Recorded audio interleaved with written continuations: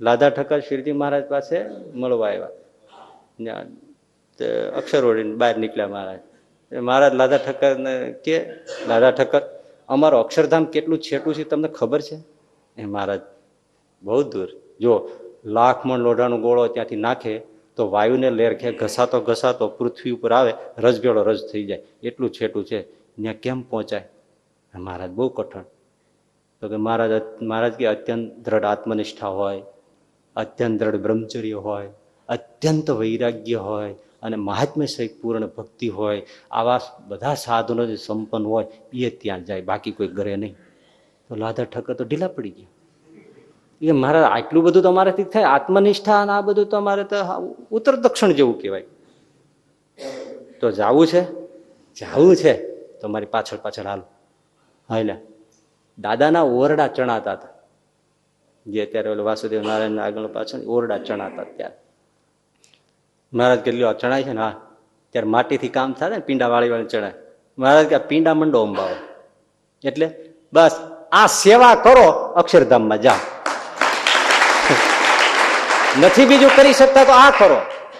એ સમર્પણ સાથે. પછી ત્યાં છાતી કાઢીને ગર્વ કરીને એમ કરે અમે આવ્યા ત્યાં થયું, તો એ ન થાય.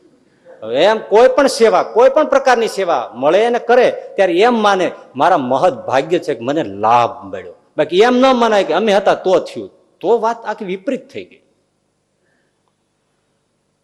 એટલે કોઈ પ્રસંગ હોય ત્યારે એમ સમજે કે કેવો ભગવાનની કૃપા છે, કેવી સંતોની ભક્તોની કૃપા છે કે મને લાભ આપ્યો. એક સીધું સાદું સાધન છે, એટલે નીચી ટેલ મળે તો માને ભાગ્ય છે. એને નાનું નાનું કામ કરે તો પાર પડી જાય, મોટા મોટા કામ કરે તો બરાબર. બહુ મજાની બીજી વાત કહું, શ્રીજી મહારાજની સ્વમુખની. જીવા બાપુ આમ તો વિરોધમાં વર્તનારા, દાદા ખાચરના કાકા, પણ આમ પાછા અંતરથી આમ સંતનું એનું બધું મહાત્મ્ય ખરું, પણ દાદા ખાચરને લીધે બધી ગડબડો ચાલી રાખે. એ મહારાજના સંતોને એમને જમવાનું રાખેલું દરબારગઢમાં, પોતાના જીવા બાપુના. થોડા દિવસ બધા જમે. ટાણું થયું એટલે પછી શ્રીજી મહારાજ પણ પધાર્યા. સંતોની પંક્તિ પડવાની હતી.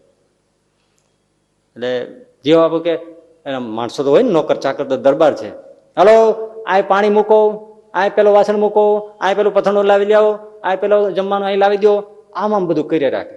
શ્રીજી મહારાજ આમ છણ છોગલા વાળી પાક બાંધેલી, મોજડી પહેરેલી, હાથમાં નાનકડી છડી, એક હાથમાં ગુલાબનું પુષ્પ, એક હાથમાં રૂમાલ, મન મન હશે. જીવા બાપુ સામે જોઈ રાખે. જીવા બાપુ કે મહારાજ કેમ હસો છો? તો કે આ તમે કહો છો ને અહીં પાણી મૂકો, અહીં ડોલ મૂકો, અહીં પતણું મૂકો, એટલે હું હસું છું. તો કેમ મહારાજ? તમે જાતે કરો સેવા તો તમારું કામ થાય, હુકમ કરવાનું જરૂર નથી. તમે પોતે મૂકો ને, તમે પાણી ભરી દો, તમે ડોલ લાવો, તમે વસ્તુ લાવો, તમે પથના પાથરો, તો તમારું કામ થાય, તો સેવા કરી કહેવાય. જીવા બાપુ કે મહારાજ આ હું જમાડું છું એ મારી જ સેવા છે ને, એ ક્યાં કોઈ બીજાની છે? તે હું હવે પાણી પથરણા ભરી દઉં તો જ સેવા ગણાય? આ જમણવાર જ બધો મારા તરફથી છે, તો બહુ સમજવા જેવું છે. અહીંયા રાખી લીધા જેવી વાત છે. તો આપણને એમ જ થાય ને કે મારા તરફથી રસો છે, હું જ સેવા કરું છું, મારી જ સેવા છે ને. બહુ માર્મિક વાત મહારાજે કરી. એ કે બાપુ પ્રભુ હું જ જમાડું છું તો આ સેવા મારી જ છે ને, આ ક્યાં બીજાની છે? પછી હું વાસણ મૂકું તો હાથે આ બધું કરું તો જ મારી સેવા ગણાય? શ્રીજી મહારાજે બેઠુક જવાબ આપ્યો. દરબાર, તમે નારદજીનું નામ સાંભળ્યું? અરે મહારાજ, નારદજીને કોણ ન સાંભળ્યું? કોને ન નારદજીનું નામ યાદ હોય? એમ ને, નારદજીની આખી કથા તમને યાદ હશે. સાધુઓ ચાતુર્માસ રહેવા આવ્યા હતા. હા હા, અને એ સાધુઓની નારદજીએ સેવા કરી.